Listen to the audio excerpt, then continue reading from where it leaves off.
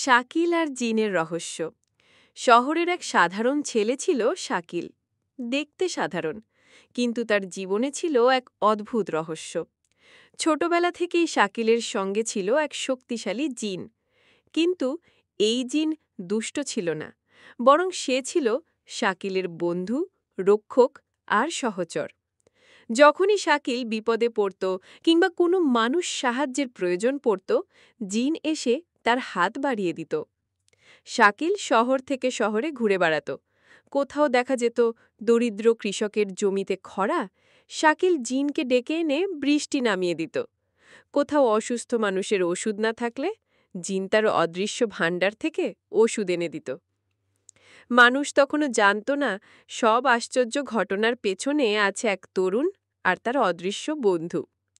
একদিন শাকিল দূরের এক দেশে ঘুরতে গিয়ে রাজপ্রাসাদের বাগানে রাজকুমারীর সঙ্গে দেখা পায়। রাজকুমারী ছিল রূপে গুণে অতুলনীয়। ধীরে ধীরে তাদের মাঝে বন্ধুত্ব জন্মায়, আর সেই বন্ধুত্ব একসময় প্রেমে রূপ নেয়।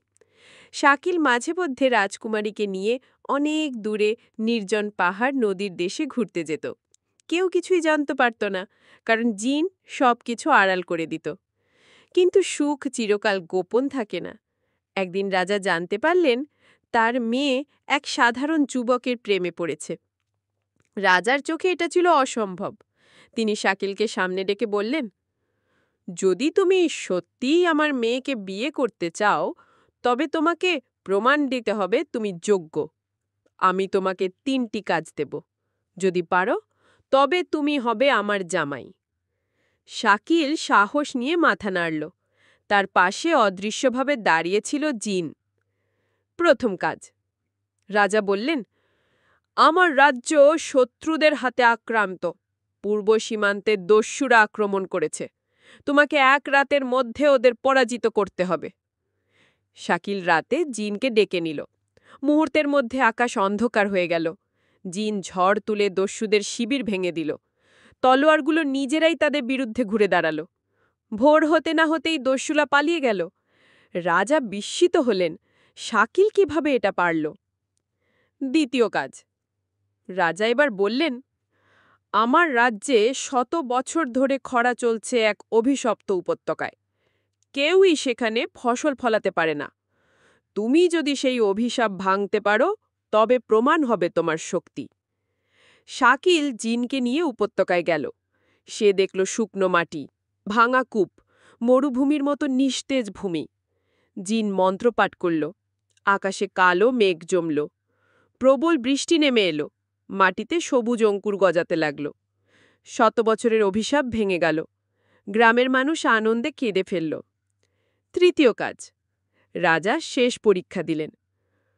আমার ধনভাণ্ডারে এক অভিশপ্ত রত্ন আছে। যেই ছুঁয়েছে সেই মারা গেছে। তুমি যদি সেই রত্ন নিয়ে এসে আমাকে দাও, তবে আমি মানব তুমি সত্যিই যোগ্য।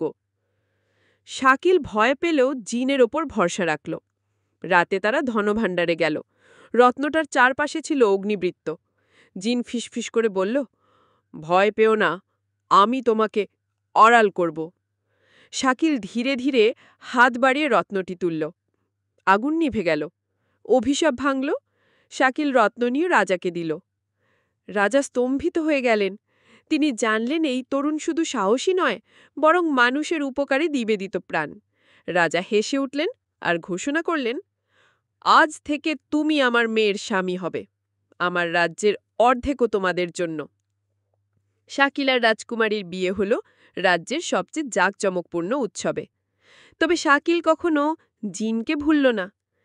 সে প্রতিজ্ঞা করল সে আর রাজকুমারী মিলে মানুষের উপকার করে যাবে, আর জিন তার নীরব সঙ্গী হয়ে সব সময় পাশে থাকবে। এভাবেই শাকিলের কাহিনী ছড়িয়ে পড়ল। এক সাধারণ ছেলে যার কাছে ছিল এক বিশ্বস্ত জিন, আর যার হৃদয় ভরা ছিল মানবতার আলো।